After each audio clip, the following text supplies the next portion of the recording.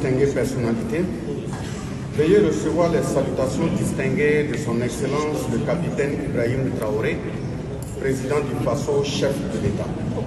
Le préambule de la Constitution de l'Organisation internationale du travail 1919 stipule clairement que, je cite, « Une paix universelle et durable ne peut être fondée que sur la base de la justice sociale ». Fin de citation.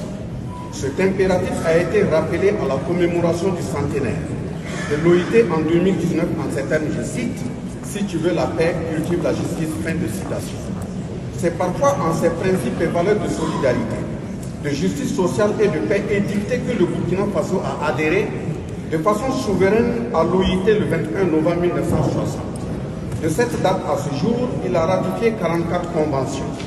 Depuis 2015, une guerre de prédation baptisée terrorisme lui est lâchement imposée pour mieux piller ses richesses.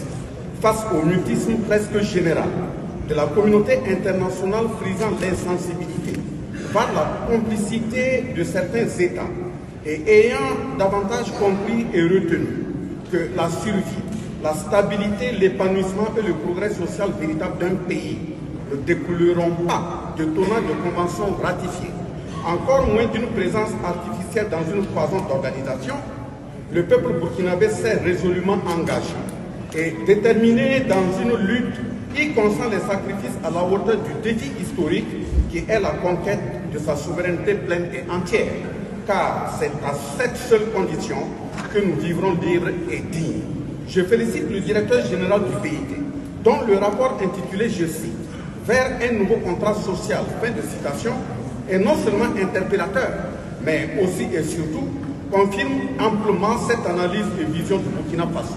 Encore faudrait-il que cela soit compris et vécu dans les faits par les dirigeants du monde en général et surtout ceux africains que nous sommes, car ce sont encore malheureusement parmi nous dirigeants africains que certains semblent toujours mal assimiler et assumer les leçons de l'histoire sur la traite négrière, l'esclavage, la colonisation et le néocolonialisme en continuant de se faire l'illusion suicidaire sur une condescendance d'un maître prétendant les affranchir. En effet, sur les bordures des océans flottent les corps sans vie de nos jeunes Africains. Dans nos contrées, des médicaments sont convoyés pour tuer les patients et non les germes des maladies. Des tonnages d'aliments sont déversés sur le continent noir pour rendre malades et infertiles.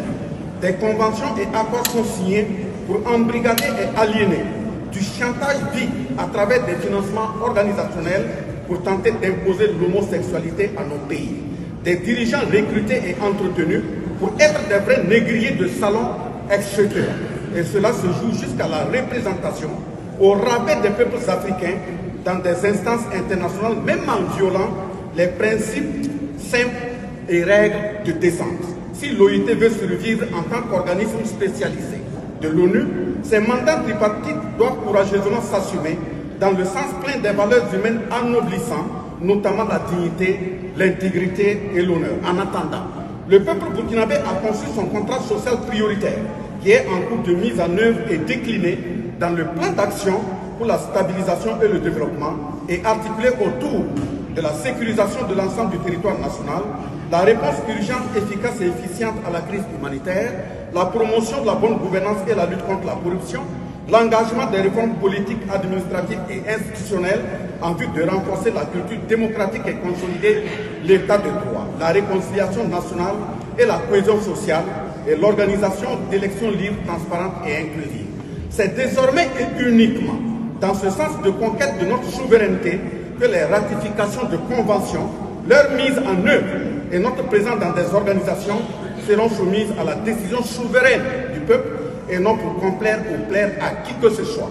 Nous saluons d'une part les peuples frères du Mali et du Niger, avec lesquels nous formons l'Alliance des États du Sahel, et d'autre part l'ensemble des États partenaires dans le monde qui comprennent et solidarisent avec notre peuple dans son combat pour sa souveraineté pleine et entière.